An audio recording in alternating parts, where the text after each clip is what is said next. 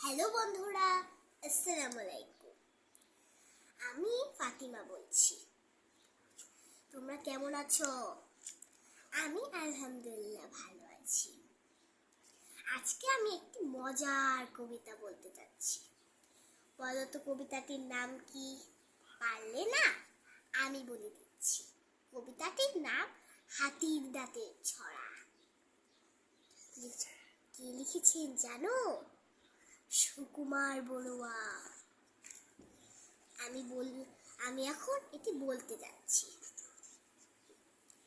এতটুকুন হাতিটার এত বড় দাঁত, শাক খায় না, মাছ খায় না, খায় না গরম ভাত। দাঁতের ব্যথায় হাতি মশায় হচ্ছে কুপোকাশ। 10-12টা বদ্যি বসে মাথায় দিল হাত। খবর শুনে আসলো ছুটে ঠাকুর দাদার পিসি। হাতির দাঁতে মাখিয়ে দিল কৌনে কোটার মিশি। ধন্যবাদ।